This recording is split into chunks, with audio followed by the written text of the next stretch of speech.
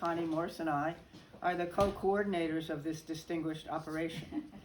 And I want to welcome you, and I also want to thank you all for being here on such a gorgeous day.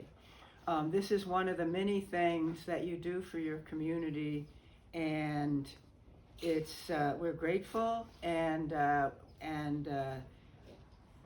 you are going to get your award in heaven. So we want money now. I also have to say we have amazing snacks. That might be your reward as well. We have two goals for this class, and the first is to review the SOPs, or the standard operating practices, that we go over frequently and that are featured in your binder. And they ought to be familiar by now, but we'll go over them again because they are the backbone of everything we do. And the second thing to do is to add buddies and neighbors and lesser crises and improvising to our thinking. And we will begin by reviewing the core principles for responding to a catastrophic event, including collecting disaster assessments and reporting them via your area coordinator, if you're a neighborhood liaison, to your to the firehouse. And then we're going to focus on working with buddies and neighbors at all levels of disaster, including normal and greater than normal. This topic of working with buddies and neighbors emerged from our efforts to revise the binder, which is under a revision. And there are lots and lots of places where it says it's better to work in a team, or you should have a buddy, and that's all it says. And so part of this class is to figure out what that might mean and how we might work with it, because we haven't got that down, and also how to improvise in situations that are diverse and unexpected. And most everything we do will obviously at some point be improvisation. And Jim will talk about that. So first I'm going to remind you about the structure of the drill coming up. And then Connie will review the basic structure of standard operating procedures. Jim will discuss the standard operating, the activation memo. And you got it last time, but we have more if some of you are here without your activation memo. And then, and some of the implications for our response. And then we will have snacks and sociability on the lawn. And since we're, or not on the lawn. What about the calisthenics? Oh, the calisthenics. That's during your talk. Because this is sort of new territory, it might be interesting for us to start to talk about it now. So I want to remind you about the structure. It's similar to last year's drill, but there are a few changes. So you will be getting communications from us. It will start with a scene setter, which arrives by email on Wednesday, November 2nd. And it has general conditions which might alert you to the fact that there might be something going on that you should be aware of. And think about perhaps getting ready. Things that you might do under those circumstances are you might grab your binder and look at it and see what that says. I have a thing that I got when I got a cert, but it's really helpful. It's just, 3 or 4 lines on a lot of different things, and you go over them, and then you have a sense of confidence. Another thing you might do is just make sure your battery and your backup is charged up. And another thing which caused some consternation in my household this afternoon is you might want to locate your vest and your bag. I realize that this is just an incredible fashion statement. You notice my dress matches my bag, but it's not simply because I'm a style savant. The first meeting we had with a Red Cross person told us that the most calming thing when you're in a crisis is for people to see out there people with vests and hats and a clipboard, because they think they think we know what we're doing, and so it's yeah. And What if they so, recognize us? yeah, we're your friendly, skillful neighbors. So, so the first thing you'll get is a scene setter for on Wednesday, and that'll just sort of say, basically, the shit is about to hit the fan. And then on November 4th, you'll get a envelope which gives you more up-to-date information on that. And if you're a neighborhood liaison, your envelope will be red. And if you're an area coordinator, your envelope will be white. And that will be, If you're both, Oh, you'll get both. you'll get both. And there are several people that are switch hitting. So, your response to getting your second envelope is to open it the next day. And at 2 o'clock, we will all open our envelopes and we will know the nature of our disaster and what we might have to do about it. So then you're just going to go do your job. And you're going to do whatever the situation calls for in line with our standard operating procedures and our revised buddy neighbor improvising system. After that meeting, we will have debriefing and snacks, and that'll be 4:30 on November 4th. And the drill, let me remind you, starts at 2 when you open your envelope. As is this one. It's bring your own bottle, because we can't, or beverage, I should say, because we can't, we can't serve liquor here, but you can. So that is the structure of our drill, and I'll go over it one more time. We will, so that's my talk.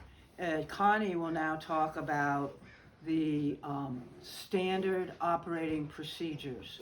What is the normal crisis response when the IDC has been activated?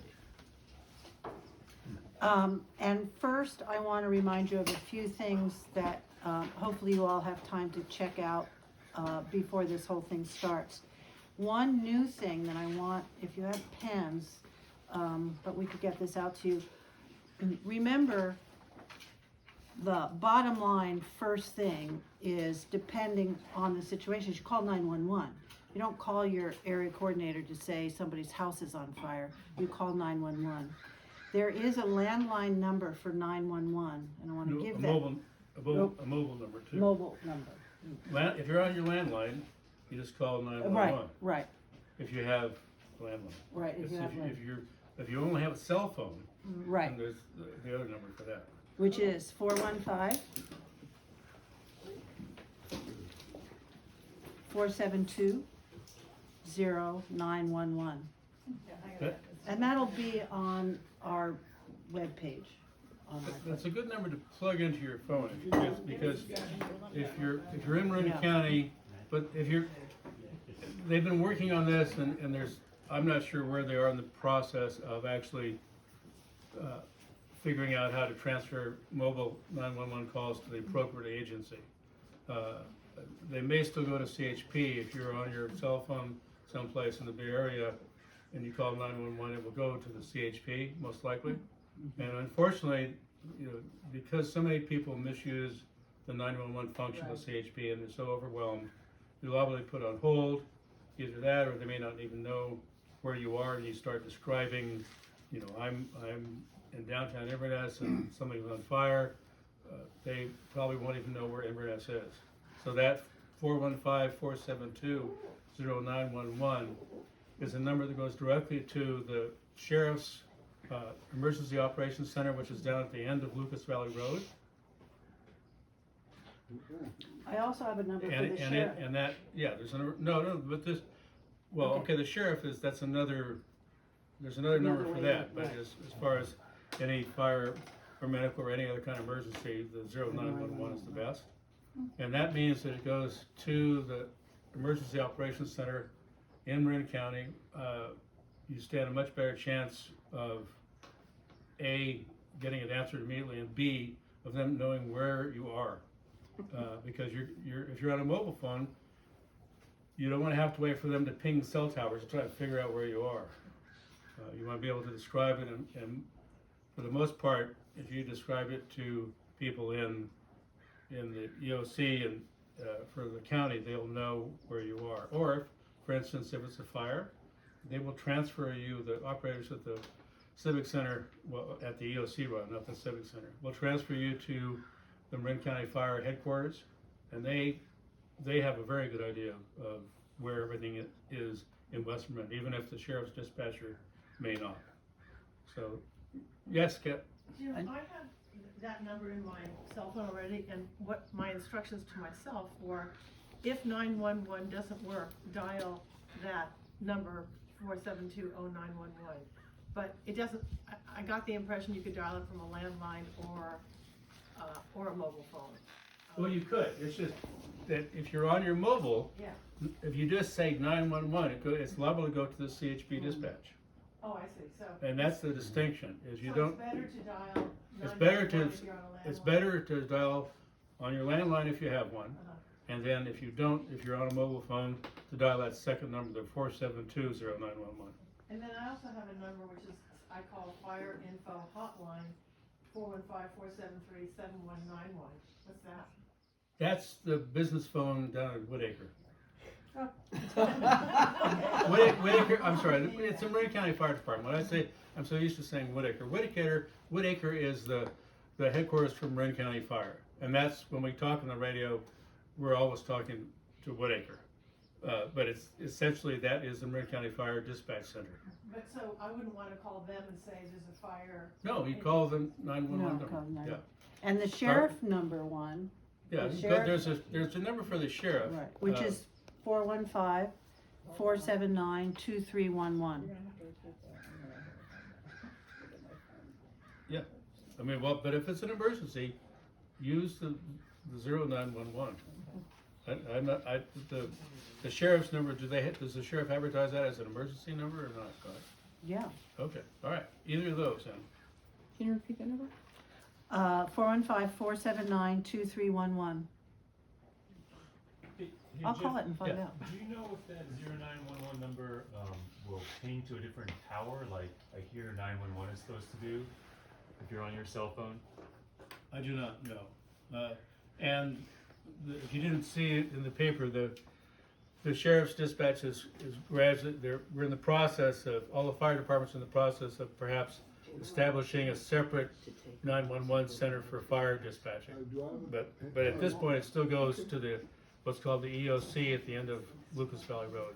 I guess my point was just that since the cell phone coverage is so spotty, that if you dial that number and you don't have service, and it doesn't work, obviously you just want to dial 911 because you might actually get through. Yeah, Dialing if, 911 Good point. instead of the 415. yeah, you might, it depends on the signal. Right. And for instance, there was a call I was listening to just yesterday where the sheriffs were trying to figure out, somebody had called on their cell phone, had called 911, and it was what was called pinging off of the Big Rock Ridge Tower, but the reception from that spot is so great that they could be calling from Sonoma County. Okay. So that's why the landline is usually the best. A few other quick things to review. Remember, emergency.marincounty.org. That opens our portal, and in the portal you find Zone Haven and lots of layers of Zone Haven, and the emergency evacuation routes are there. And so go back and check that out. We did that last time on the screen, but it's time to just check that one out again. Over on the table are a lot of handouts from Ready Marin, which you should look at, a website. they have lots and lots of information, and we got a sampling of it through Dennis Rodoni's office, but just check it out because there's tons of stuff there, from your personal to-go bag to stuff that's happening in the county. It's a big resource. The other one is our our Inverness disaster little brochure, which we've done. It's going to all be redone because there's things already that need to be added to it. And on the table is just an 8.5 by 11 of the things to be aware of that aren't in that little brochure thing yet, which you're trying to get out to all your neighbors, because hopefully it'll end up in every house in Inverness sometime. Connie, when do you think that the new one will be done? Because I was waiting for that. Probably in about 6 months. Well, it takes time. It has to all be, Shelley's got to find time to, do the graphic and everything. So it's going to take a little time.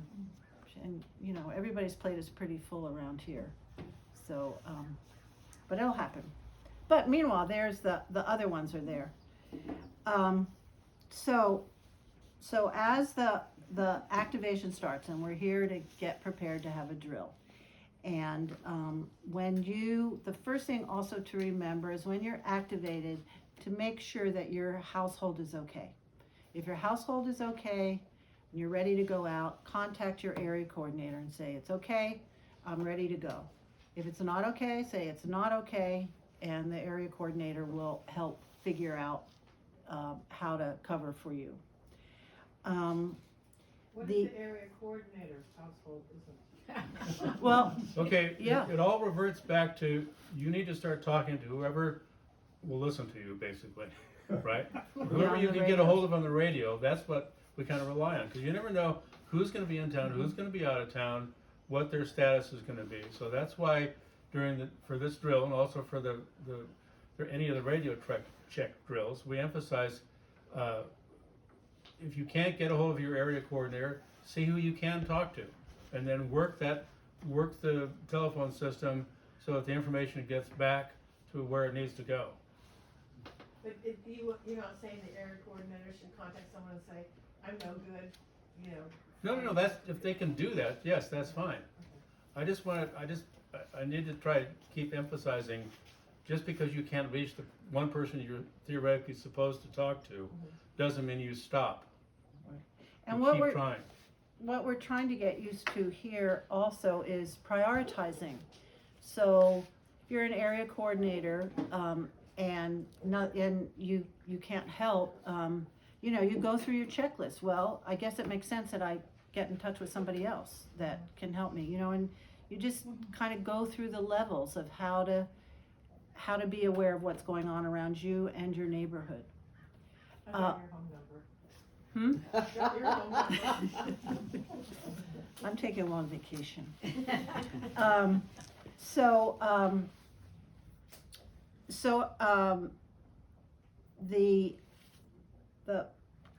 The sequence in our drill is going to be when you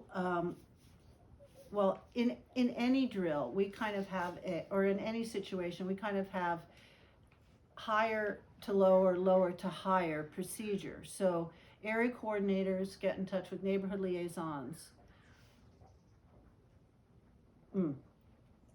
The disaster council coordinators get in touch with with area coordinators who get in touch with neighborhood liaisons.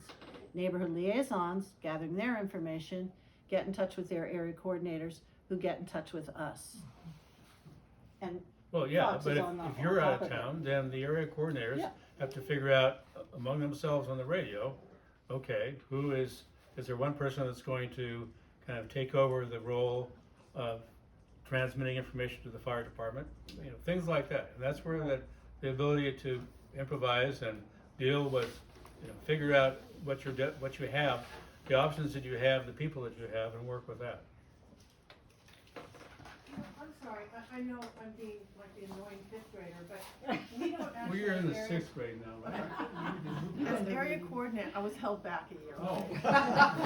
Area coordinators don't get in touch with Connie you know, and Sally, we get in touch on the radio with, you know, Inverness Dispatch or whatever. Yeah, you try and get in touch with whoever is down here at the fire station. Because hopefully there would be somebody who would be manning the radio as we did the last time.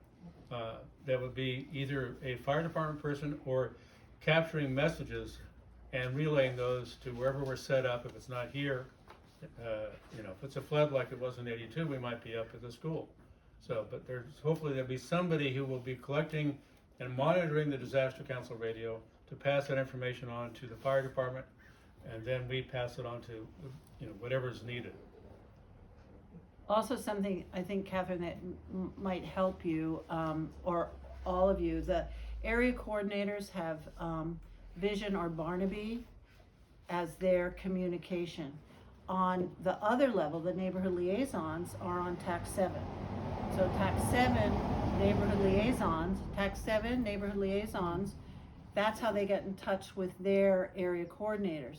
Area coordinators get in touch with each other and with us through Vision or Barnaby. In this particular drill, we're using the Inverness repeater like we did last year.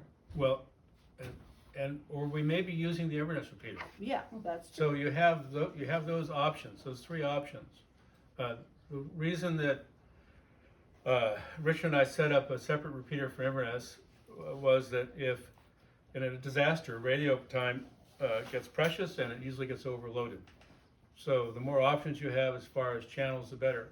So Olive Point Rays and the Olema Valley, down in Woodacre, they're going to be using probably the Barnaby repeater. All the people out here in Point Reyes and Marshall are going to be using either the Barnaby or the Vision repeater. And so we have the Inverness repeater available to us to use for the drill, but also for in a real disaster. If the other channels are too crowded, then we can move on to that. And it's just a process of trying to, you know, we try to put out an alert that says all the Inverness people in Inverness switch over to the Inverness repeater. Try and make an announcement like that, for instance. Yes, Ray. But the neighborhood liaisons, that's irrelevant, we just do TAC 7 and follow directions. Correct. Okay. Right.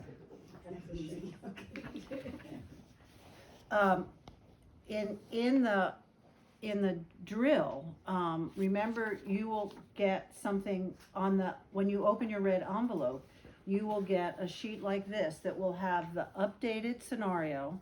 Tuesday, a lot of storms, a lot of stuff was happening, and then by the time you open this on Saturday, some more stuff has happened, and then you will see your particular incident that's happened in your neighborhood. Each neighborhood liaison is going to get a different thing that they're going to be working on. And then the neighborhood liaisons are going to prioritize the damage, and that feeds into you about filling out the damage assessment forms. Let me see if I'm missing anything. Yeah. Well, and you're gonna be working with buddies or, you know, neighbors or whoever comes up, you know, tourists who don't know what's going on. You know, there'll be folks around that part of what we're trying to do here is figure out how to, you know, deploy them effectively or otherwise. So we went through a big process last year where we redesigned the damage assessment sheets that neighborhood liaisons were supposed to take around, and nobody liked it. So now we're going to fess up and say we've redesigned it, and there's also another one on the IDC website. If you get on the iPod website and then to the IDC website, there's a third one.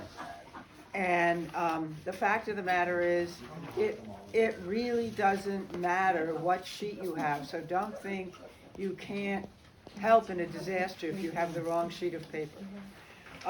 This gives you an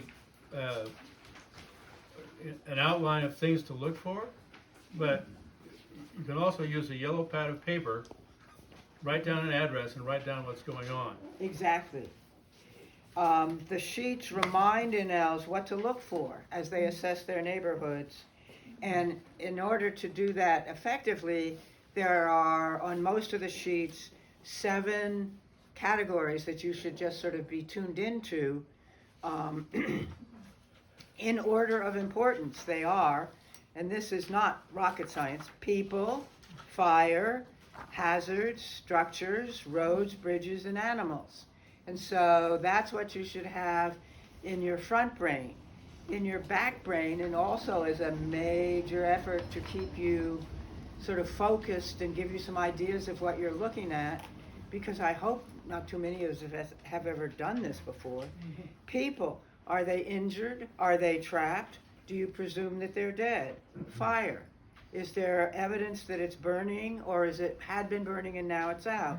Hazards, do you sense or smell a gas leak, a water leak, or a water flow? Or chemical or electric smell? Do you see down power lines? These are just things to look for. Structures, are they damaged? Are they collapsed? Roads, are they passable or not passable?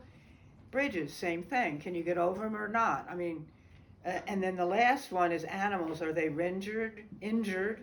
Are they roaming? Are they trapped, or are they threatening?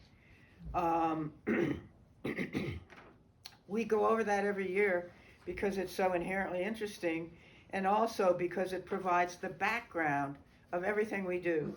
And so it's good to have that in mind, but when you go out with your assessment sheet, if you see something else, just because it's not on the sheet, you don't have to ignore it.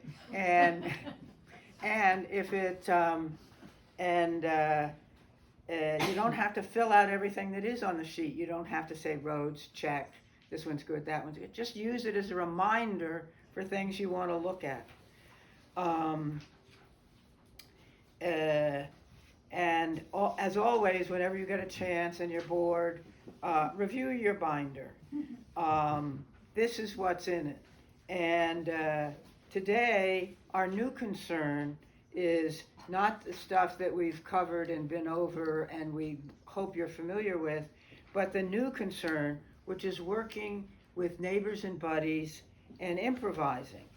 And the improvising in less than catastrophic events.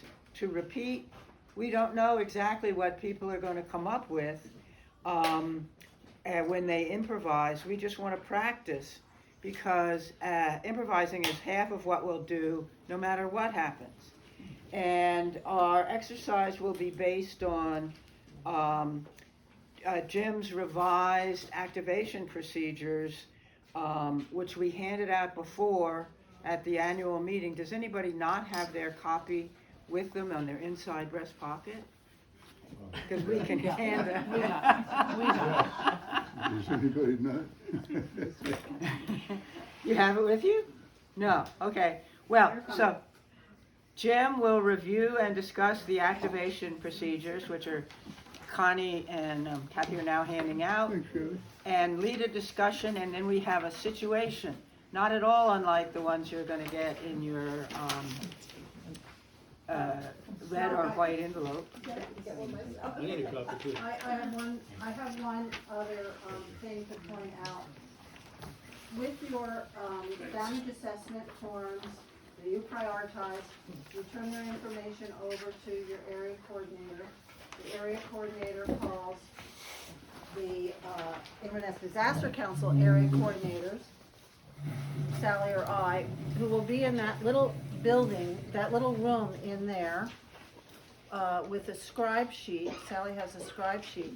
And from there, we yell into the meeting room what the problems are. And these are called whiteboards.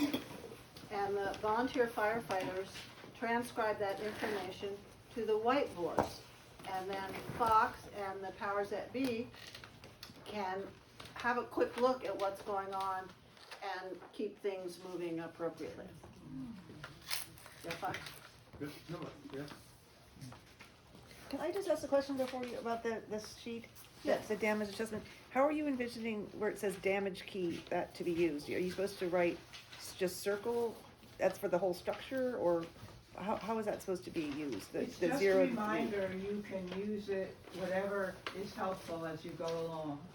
So you're not gonna get graded on your form, that's just to help you, make notes and make, remember what you saw.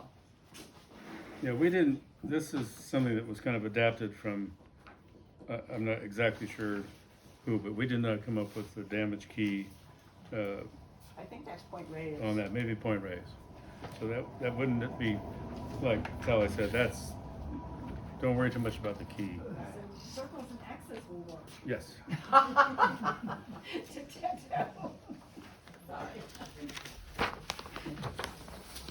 Jim, I got a crazy question. Yeah. The other night I was walking dogs late, and I encountered two bucks, fighting on our trail.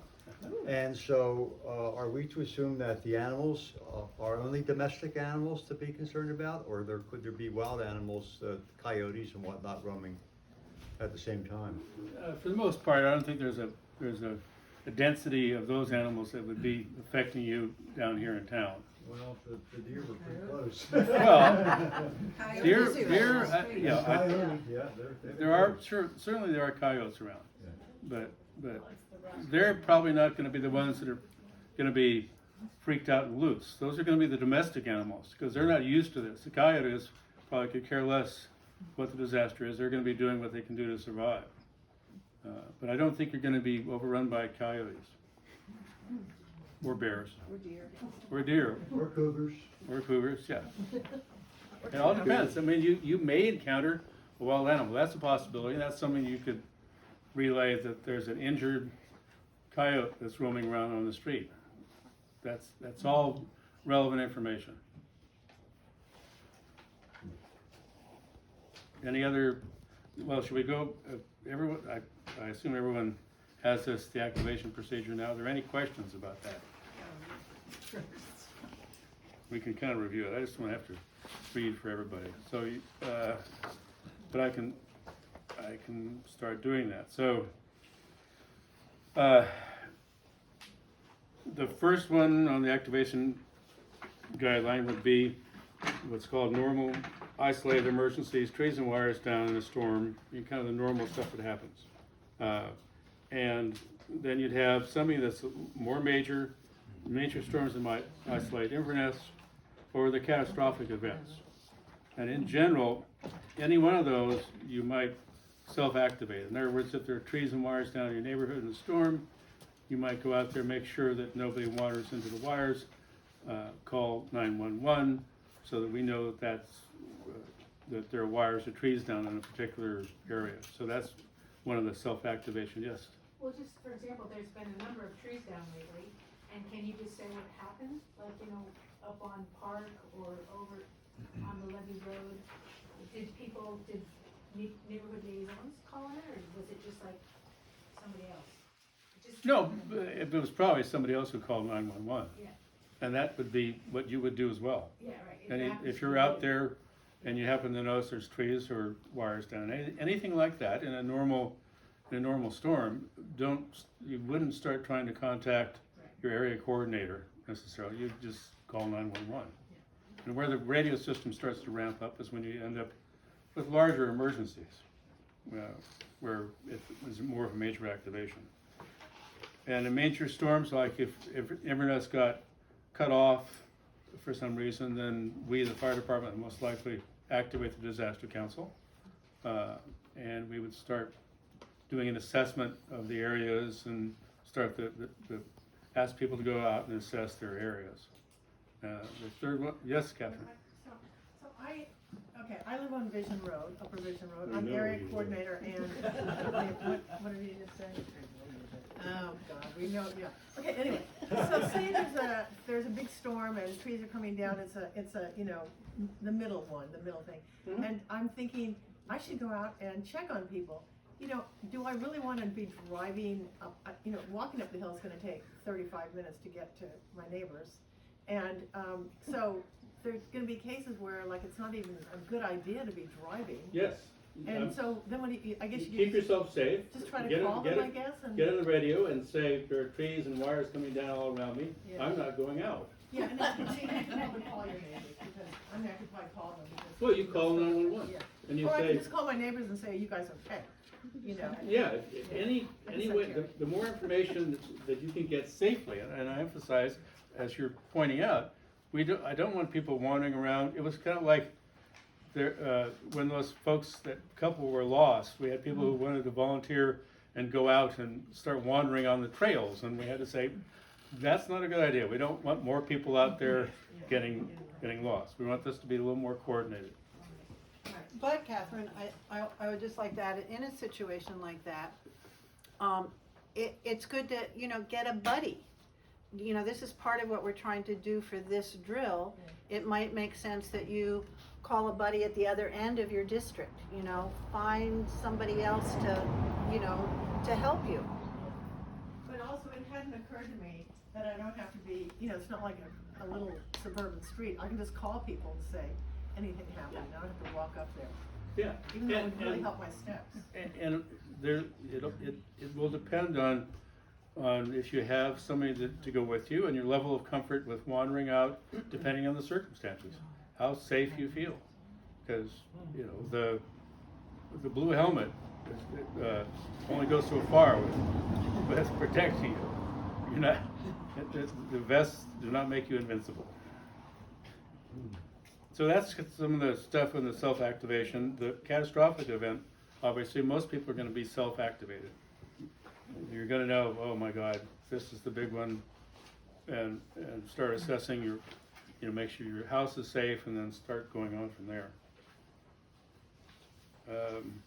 Notification procedures, well, those are the mostly, like I said, the routine events. We might be notifying people in particular areas, disaster council folks, with a request for them to maybe babysit a down power line to make sure no one wanders into it, that no one who fancies themselves an expert with a chainsaw starts cutting on a tree where there are electrical wires in it or things like that. And, you know, for the most part, people there's a tendency to think that a tree blocking a road is an emergency. Well, not necessarily. It's a tree blocking a road. If you're on your way to the hospital delivering a baby, it's more of an emergency, but otherwise it's just a tree blocking the road, and people will get to it when they can. So unless it's restricting access to a fire or some other emergency like that, it's not one that requires a lot of, you know, necessarily immediate action. But it's one of those ones where you would call 911, say there's a tree blocking the road, and we would get out there, or someone would get out there and deal with it as soon as possible. Okay, one more. So I should tell my neighbors, you know, if you have a problem, just call 911. But if there's some kind of emergency and you can't get through to 911, call me. Sure. I can report it on the radio. Yeah. That's not something Yeah, I if you're was willing aware to we do should that, that's fine, yes. Okay, good, thank you. All right, so the greater than normal emergencies, fires or flooding, we would probably establish a emergency operations center here at the fire station, or up at, you know, wherever it was appropriate to set something up, and try and coordinate radio communications with the outside world. The things that we would also try to do in a larger emergency, we would probably still ramp up something here and coordinate and to see who needs assistance. If there's someone would need to be, if Inverness was cut off and someone needed to be evacuated by helicopter, for instance, for a medical emergency or some other event, we would set that up. And then the catastrophic one would be one where we would actually be in communication with Marin County Office of Emergency Services, our dispatch, and it would ramp up to a much larger event, similar, perhaps to 1982, where the National Guard might come in. We'd be utilizing out of the area resources. The county would be pulling in other fire agencies, like a large fire. They'd be pulling in resources from other CAL FIRE agencies to deal with the fire. Any questions on any of that?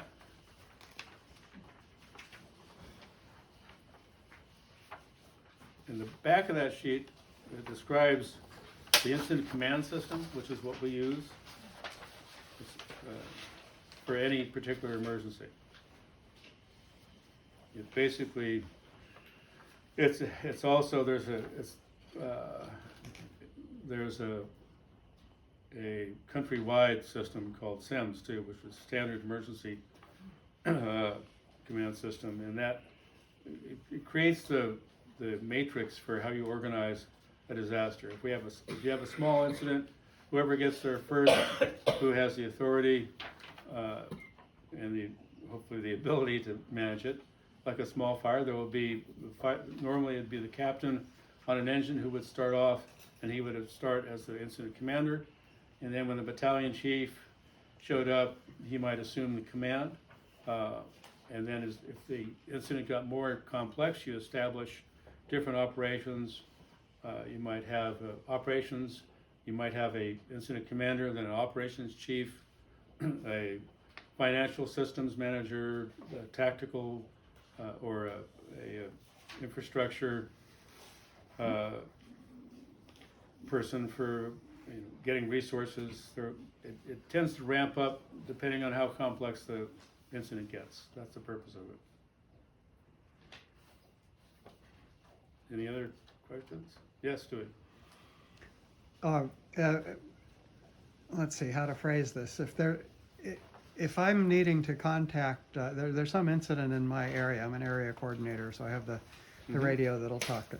And I can't reach you, but somebody in Point Reyes or somewhere else answers. There's no hierarchy, is there, of who can help me, right? No. If I need advice, I don't need to. Okay. Correct. Yeah. That's why I keep trying to emphasize, whoever you can get a hold of, use that connection. Okay. And because in the larger events, we also have ham radio operators that can be set up, that can talk across the country. So whoever you can talk to, that's fine. There's not a hierarchy as far as getting information out into the fire department.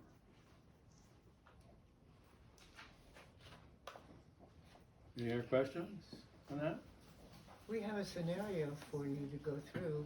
Okay. Chat your way through. Do you want to do that? Sure, I could start with that. Just Okay, so pretend I'm pretend I'm a red envelope. Okay. So it's 2 o'clock. Okay, Well, listen. So this is what you're going to be given. yes, One of the things you might be given. okay.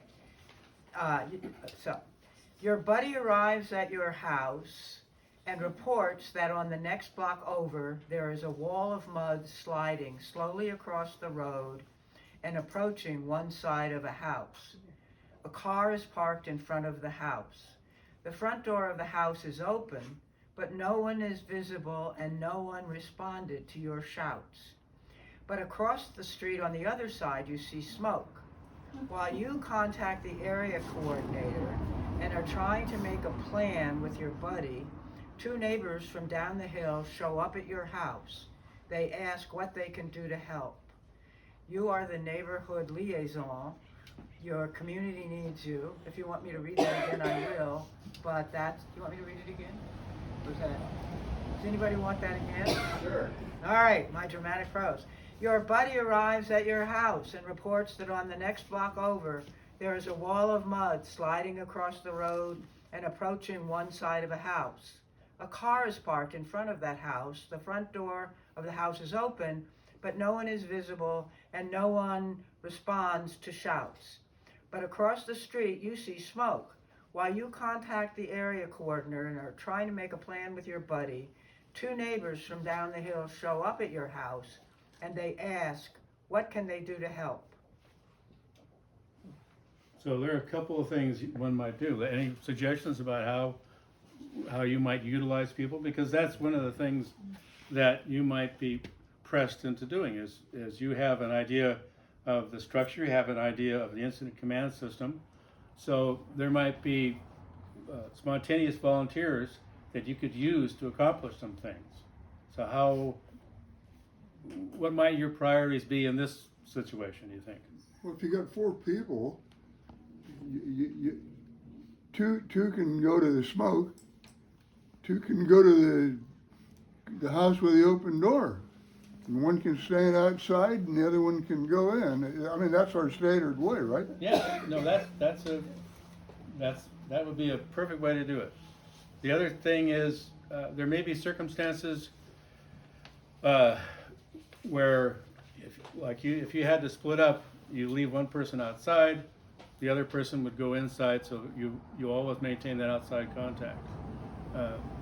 There's also a saying that we had that says, risk a little for a little and risk a lot for a lot, which kind of translates into, if and you'll have to make these decisions for yourself.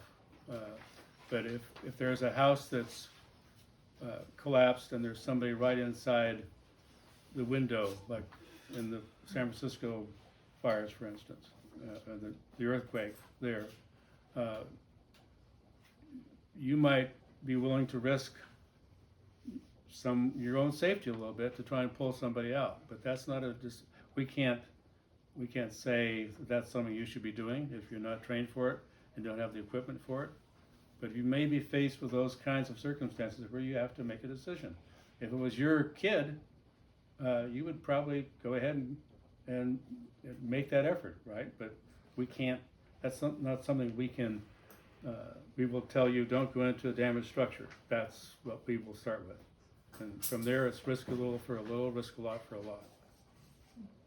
Yes, Wouldn't Stuart. the fire be the immediate danger? I mean, a fire would be maybe, the mudslide hasn't reached the house yet. so Yeah, I maybe- think that's kind of you where would wanna- Jim you- was talking about. You would, Yeah, you okay, would wanna assess which Yeah. one was the greater danger, so Right. obviously the fire might be. right, so If you it's might, not out, well, please as- dial 911, right? yeah, well, Contact your area coordinator. right, yeah, if you have the ability to contact 911, but if you have the group of 4 people, yeah, I would say the person with the radio and his buddy would go investigate the smoke, and then have the 2 people who are volunteering go look at that, go check the house, because it is potentially a slow moving kind of disaster with the mud. It might get to, And then would you say, it's late, this is all starting at your house, let's say, you'd say then meet back at my house to report? I mean, yeah, for the or, new well, volunteers. yeah, you'd be meeting someplace outside. I assume you're out walking the neighborhood. So if that's the case, you want to tell those people, we'll meet back here and report back here, and then you go on from there, figure out, okay, what other areas you need to check, and go on from that particular event, and then branch out to check whatever areas remain for you to check. A mudslide could be something that, and how are we gonna evaluate this, that'll really suddenly let loose? Yeah, it can change. But at this particular moment, the checking on the smoke might be the first thing to do. Yeah. Yes, Is there a Steve. different protocol for Airbnb structures?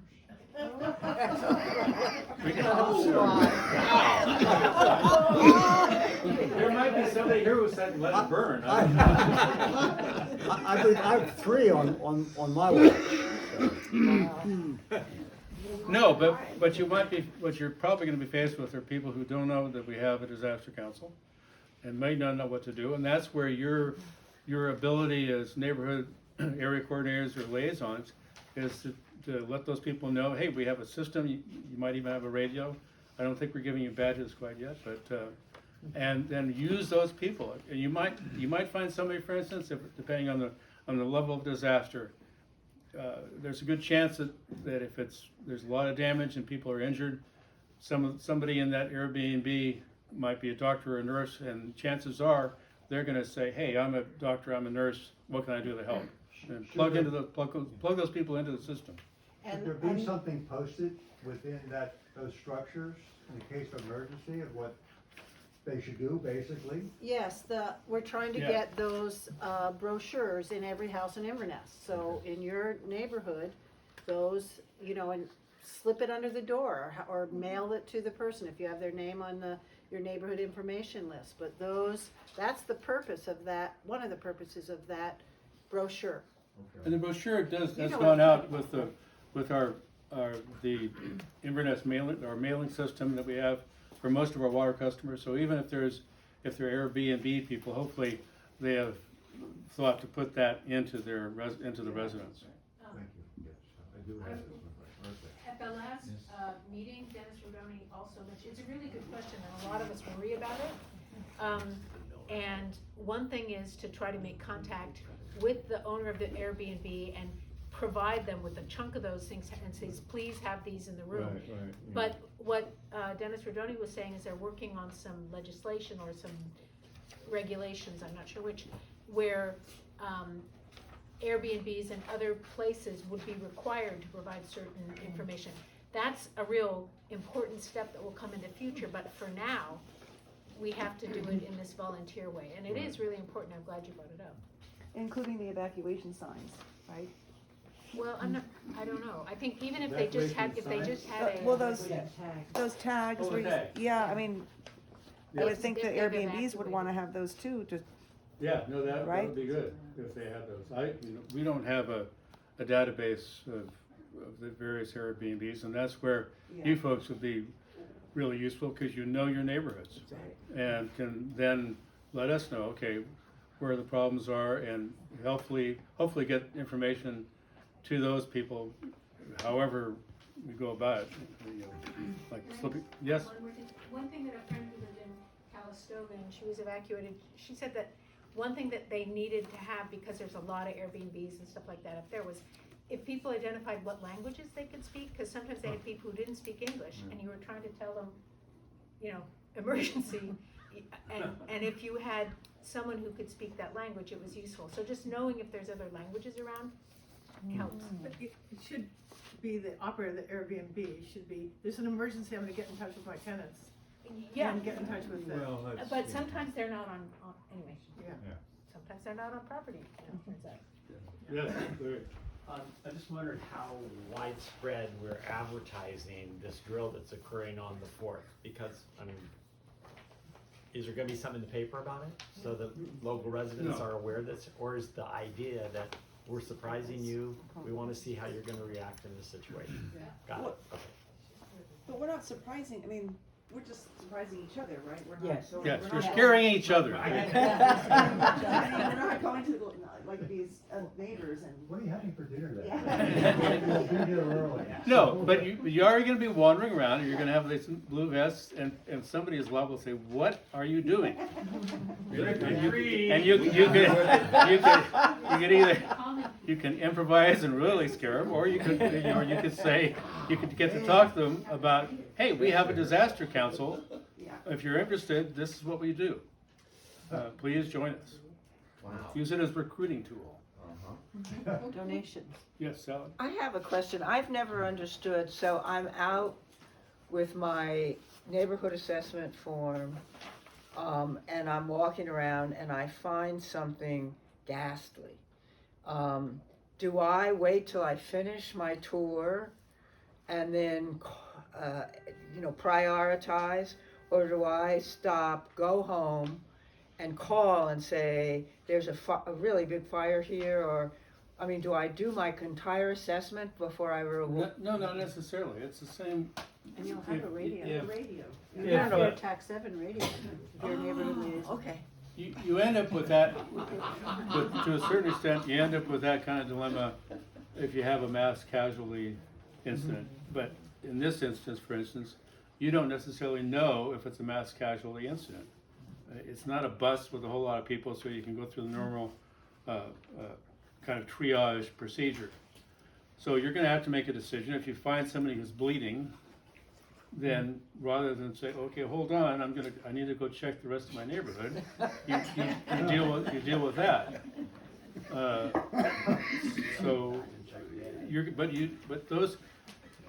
And that's where the triage of any kind of large event comes in. You have that, to a certain extent, that's a dilemma. Okay, where do I move on? And that's where you start to prioritize. If somebody is just in the assessment of a triage, you would, if you found somebody who was just slightly injured, but maybe they were incapacitated and they couldn't walk, well, you might utilize your buddy to stay with that person, grab another buddy, and then go continue on to check, depending on the severity. Should we all be certified in CPR? Sure.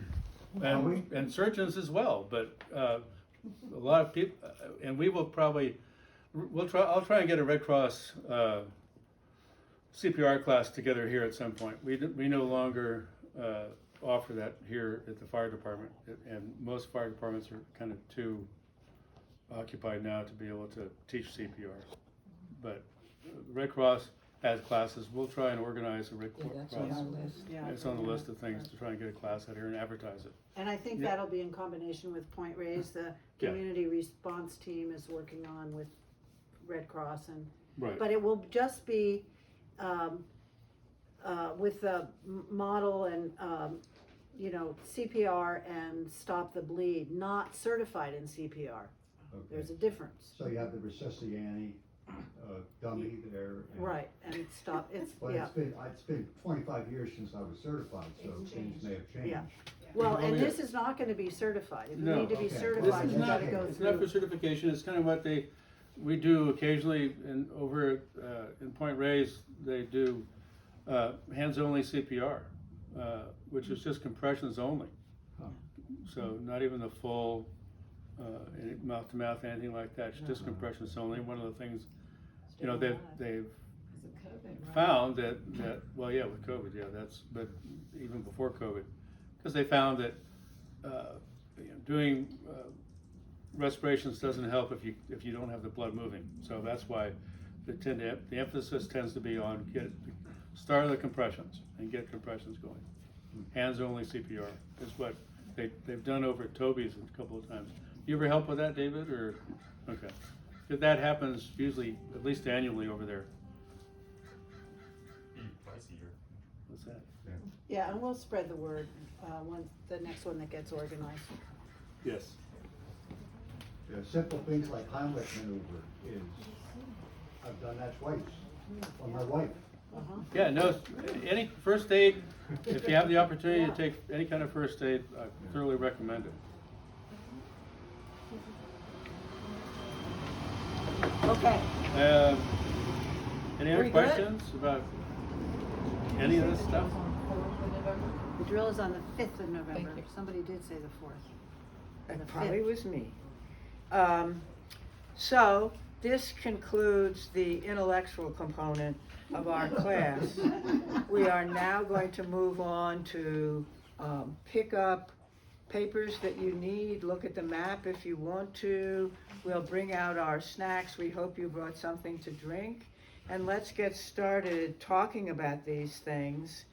And let me just remind you again that the drill will start the Wednesday before with a sort of a general conditions scene setter.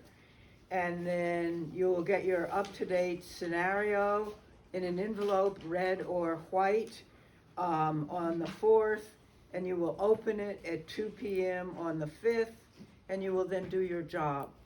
The meeting, debriefing, and discussion are very important after that class, and that will start at 3:30 on November 5th here. So we hope it will be warmer. I have just a few more things. I want you all to go on the iPod website and go onto the Inverness Disaster Council page of it. Just to be aware of what's there. All our meetings are on video. This meeting will be on there.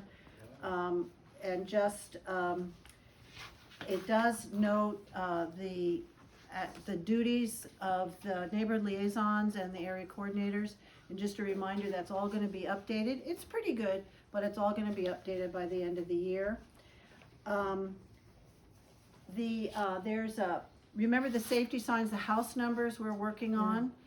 And there's continuing a sign-up sheet there, and I'm working on trying to get us a discount, and I've emailed them twice, and it's gotten referred back because I put an S on safetysign.com, and I did safetysigns.com. So my fault, but, so there's still time to sign up, and we'll see if we can get a discount. I want to remind you that there is a way for, Alert Marin and Nixle.